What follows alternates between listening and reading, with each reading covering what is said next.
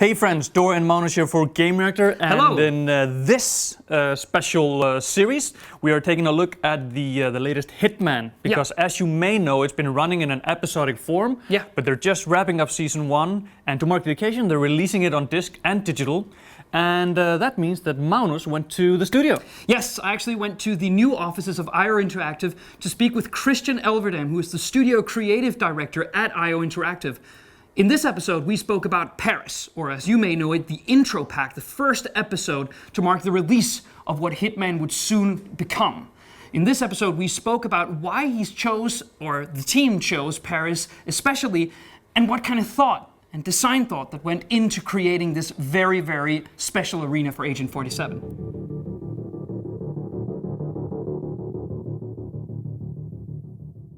So, yeah, I mean, obviously we had a lot of different considerations when we started developing Paris, the concept of what Paris would be like.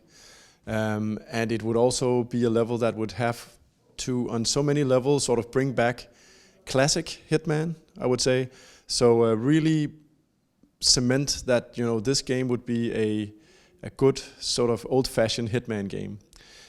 So Paris for us was a location. We've been to Paris before, obviously, so there's a little bit of a nod or an homage back to some of our previous games, obviously.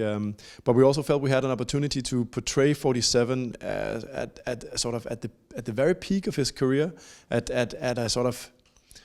this point in time. He can basically go anywhere, and that the missions or the targets he would be getting would be both exclusive but also very high profile. So we felt that the location, obviously, the old palace in Paris would be nice, and then trying to create a high fashion event, that came out of many different things. It was a mix of sort of old culture meeting very new culture, contemporary culture, which we liked, but then it was also, I mean, if we picked a high sort of civilian but high sort of profile venue where you maybe as a player go like, I wonder what it would feel like to be behind the scenes at a sort of a Chanel show or a high fashion show. That was some of the stuff we were aiming for, and this feeling that, okay, at this point in our universe, Agent 47 will simply just waltz through the front door. He has an invite, which is obviously, if you calibrate back from Absolution, where he's down and out, he was, you know, in a leather jacket and sort of didn't have an agency or anything like that.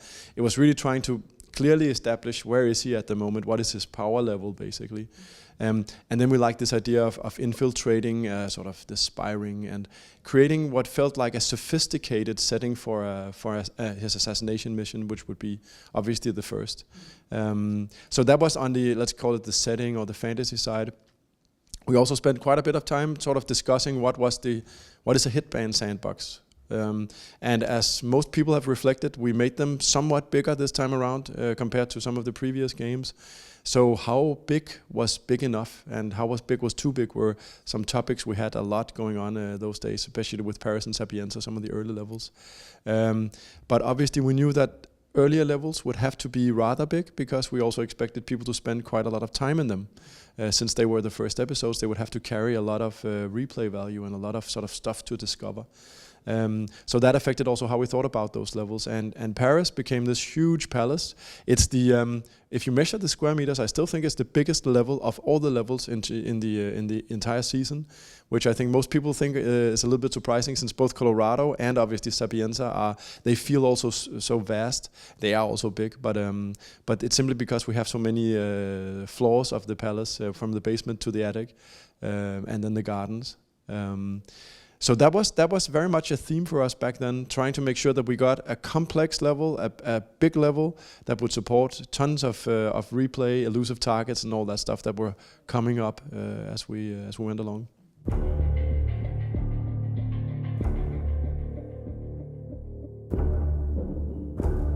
Well, I mean, if you think back to the launch of the season, I think there were quite a few things. We did the beta first, which is the prologue of the game. Obviously, that's the training mission where we sort of evaluate you as an agent, as Agent 47. And back then, I think we were surprised when we did the beta how many people were complaining about, you know, that the opportunity system that we introduced was hand-holding too much, and that it was sort of a shame that you couldn't turn it off. which was a little bit of a puzzle to us because you were always able to turn it off. But what it made us think is that from beta to actually launching the game, we introduced this step in the tutorial where you actually taught to turn it off if you don't like it. But that's a good example of something where we actually thought we had it sort of clean and crisp, but where we actually needed to go in and change the settings. So that's one element. I also think that we got, if we take some of the, I would say, let's look at some of the more sort of the criticism of the opening was also load times, that they were a little bit too excessive in the game. I mean, we obviously load some very large levels, but that became an intense focus point for the team, especially around the launch of Sapienza. So from Paris to Sapienza, we cut the load times in the game in half. And I think that's down to our sort of super talented programming team that really went to town and saying, okay, what can we do? How can we reshuffle everything we do when we load the levels? And that's a good example of us trying to just look at what people are saying, seeing what can we improve. But I also think that, and maybe we will touch on that later when we talk about the final episodes, especially Hokkaido. I think we had a lot of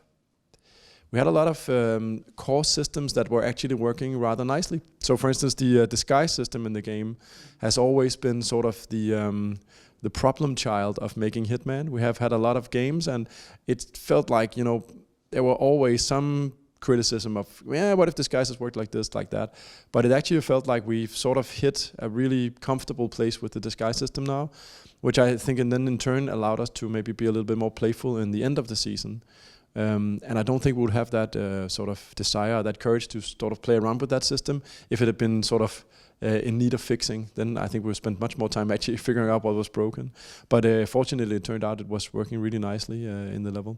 So I think people need to appreciate also that, you know, Paris came out, and then the entire studio for a few days was just looking at Twitch, looking at YouTube, looking at people playing.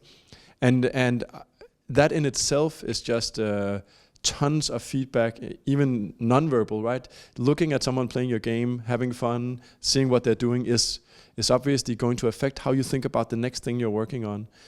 So on a fundamental level, it has changed how we do games, basically, from that point. That's it for this episode, folks. Stay tuned for more episodes where each focuses on a special chapter of the Hitman Season 1 in the future. Thank you for watching.